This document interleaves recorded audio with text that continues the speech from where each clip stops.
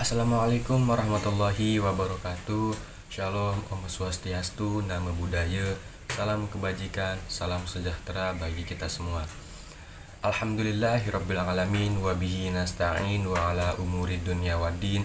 Wassalatu wassalamu ala asrofil anbiya'i wal mursalin wa ala alihi wa sahbihi ajma'in. Amma ba'du.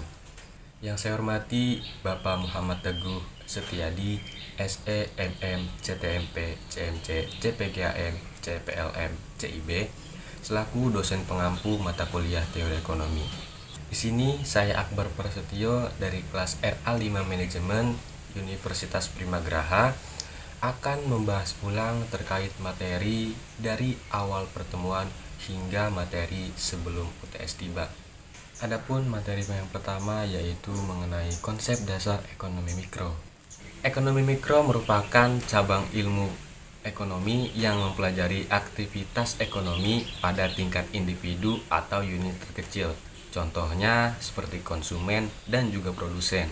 Sederhananya, ekonomi mikro ini membahas tentang keputusan-keputusan yang diambil oleh setiap individu atau perusahaan dalam memenuhi kebutuhan dan memaksimalkan keuntungan.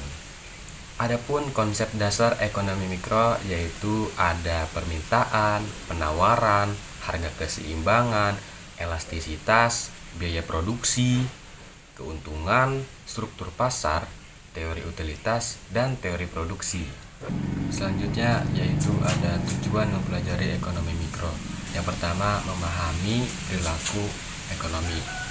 Dengan memahami perilaku ekonomi, kita dapat memprediksi bagaimana individu atau perusahaan merespon perubahan ekonomi pada saat ini. Selanjutnya yaitu menganalisis kebijakan ekonomi. Ekonomi mikro ini dapat membantu kita dalam mengevaluasi dampak kebijakan pemerintah terhadap perilaku ekonomi individu ataupun perusahaan. Selanjutnya yaitu membuat keputusan ekonomi. Tentunya prinsip-prinsip ekonomi dapat membantu kita ataupun dapat diterapkan dalam pengambilan keputusan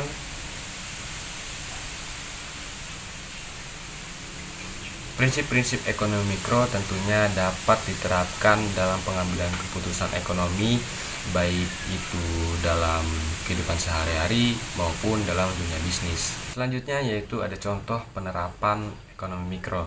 Yang pertama yaitu konsumen. Konsumen ini akan membanding-bandingkan harga dan juga akan memilih dan memilah kualitas produk dan juga harga yang terjangkau tentunya. Selanjutnya ada produsen, di mana produsen ini tentunya akan menentukan harga jual produk dan memutuskan berapa banyak tenaga kerja yang akan dipekerjakan. Yang terakhir ada pemerintah. Tentunya pemerintah ini akan menetapkan harga dasar produk dan juga memberikan subsidi kepada produsen. Materi yang kedua yaitu tentang elastisitas permintaan dan juga penawaran. Elastisitas dalam ekonomi mikro merupakan ukuran yang menunjukkan seberapa sensitif dan responsif suatu variabel terhadap perubahan variabel lainnya. Di mana dalam konteks permintaan dan penawaran, elastisitas dapat mengukur sejauh mana perubahan harga suatu barang atau jasa akan mempengaruhi jumlah yang diminta ataupun yang ditawarkan. Selanjutnya yaitu elastisitas permintaan. Elastisitas permintaan yaitu ukuran kepekaan jumlah barang yang diminta terhadap perubahan harga barang tersebut. Selanjutnya yaitu ada jenis-jenis elastisitas permintaan. Yang pertama ada elastis, inelastis, dan yang terakhir ada unit elastis. Di mana elastis ini perubahan harga sedikit saja akan menyebabkan perubahan jumlah yang diminta secara signifikan. Contohnya seperti mobil sport dan barang-barang mewah lainnya. Selanjutnya ada inelastis, di mana perubahan harga ini tidak terlalu berpengaruh terhadap barang yang diminta. Selanjutnya yaitu inelastis, di mana perubahan harga ini tidak terlalu berpengaruh terhadap jumlah yang diminta. Contohnya kebutuhan pokok seperti beras dan lain-lain sebagainya. Dan yang terakhir yaitu unit elastis, di mana perubahan suatu barang dan perubahan jumlah yang diminta Presentasinya tentunya itu harus dengan presentasi yang sama. Selanjutnya yaitu ada faktor-faktor yang mempengaruhi elastisitas permintaan. Yang pertama, ketersediaan barang substitusi. Yang kedua yaitu proporsi pendapatan yang digunakan. Yang ketiga ada waktu. Dan yang terakhir ada kebutuhan, di mana kebutuhan pokok cenderung inelastis dibandingkan dengan barang-barang yang mewah. Selanjutnya yaitu elastisitas penawaran, di mana tentunya tidak jauh beda dengan permintaan, yaitu ukuran kepekaan perubahan jumlah barang yang diminta terhadap perubahan harga suatu barang.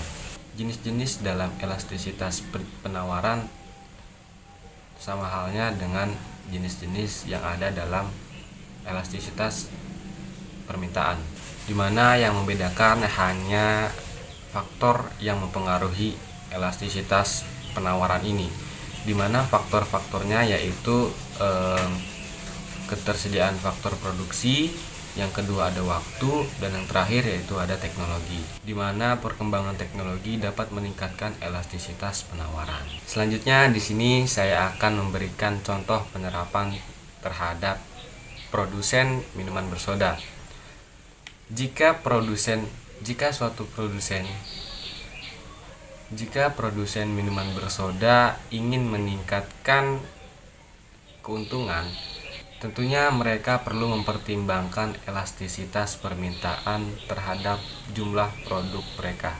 Karena jika permintaannya elastis, perubahan harga sedikit saja dapat meningkatkan harga secara signifikan. Karena jika permintaannya elastis, perubahan harga sedikit saja tentunya dapat meningkatkan penjualan yang signifikan. Selanjutnya yaitu adalah materi masalah ekonomi. Masalah ekonomi adalah masalah yang sering terjadi dalam kehidupan sehari-hari, baik itu masalah dalam jual beli, tawar-menawar, ataupun ekspor dan impor.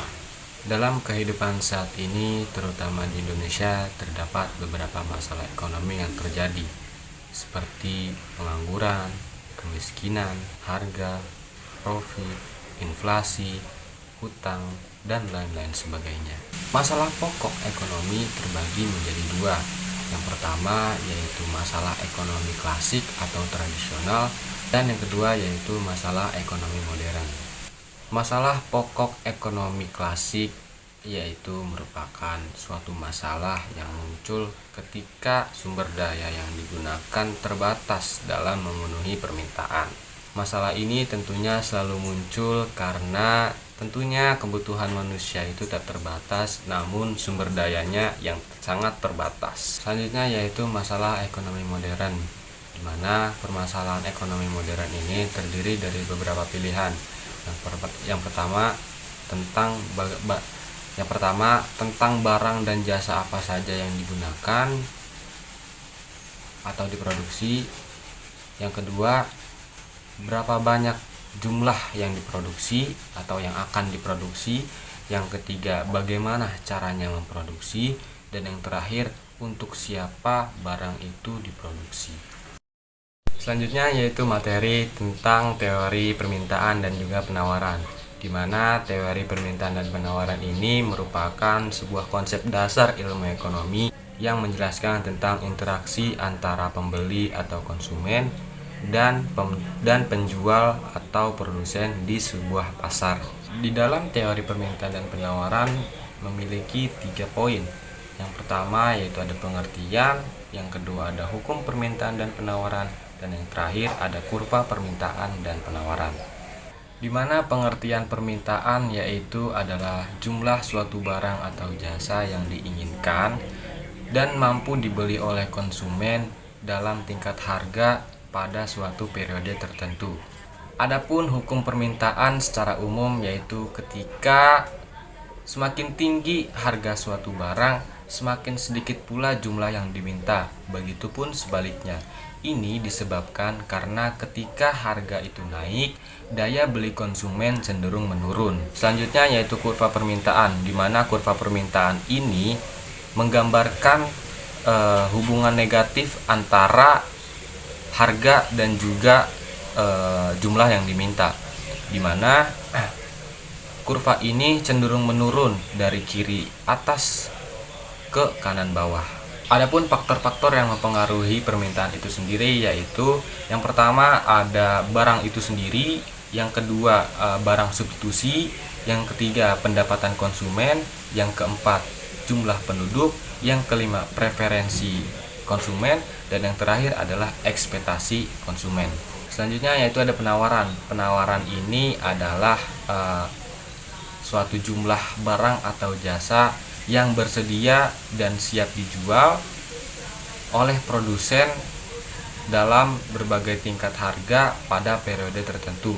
Adapun hukum penawaran yaitu ketika harga barang atau harga suatu barang semakin tinggi, maka jumlah yang diminta itu akan semakin tinggi, begitupun sebaliknya. Untuk kurva penawaran ini berbanding terbalik.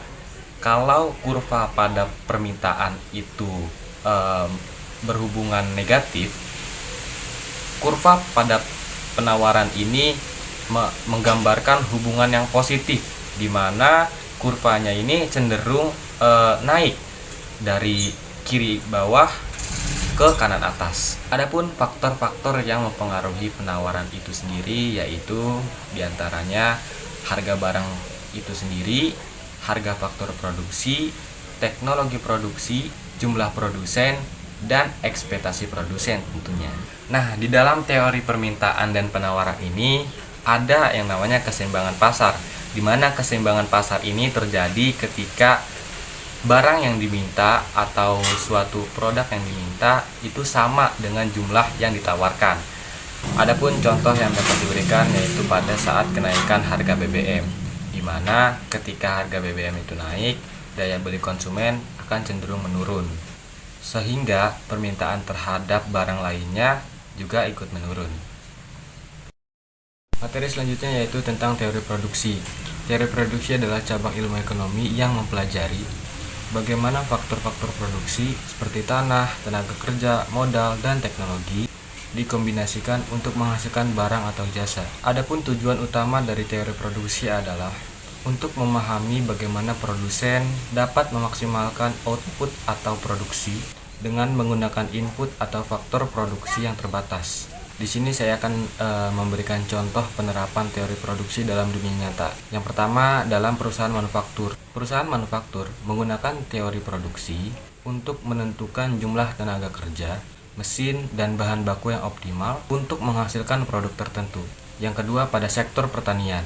Petani menggunakan teori produksi untuk menentukan jumlah pupuk, pestisida, dan tenaga kerja yang diperlukan untuk mendapatkan hasil panen yang maksimal. Mungkin itu saja yang dapat saya jelaskan dari materi awal hingga materi sebelum UTS tiba.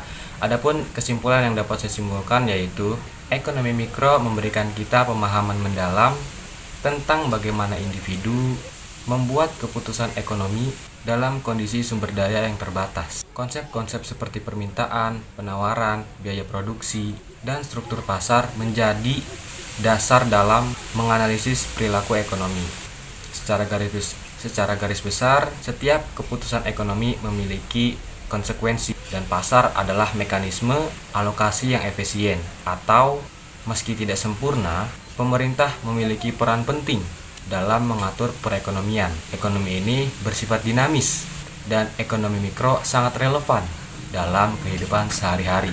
Dengan memahami ekonomi mikro, teori permintaan dan penawaran, serta teori produksi, kita dapat menjadi pengambil keputusan yang baik sebagai konsumen, produsen, atau bahkan sebagai pembuat kebijakan. Mungkin itu saja yang dapat saya simpulkan mengenai materi awal hingga materi menjelang UTS ini. Kurang lebihnya mohon maaf. Saya tutup dengan mengucapkan hamdalah. Wallahu muwaffiq ila aqwamit thoriq. Wassalamualaikum warahmatullahi wabarakatuh.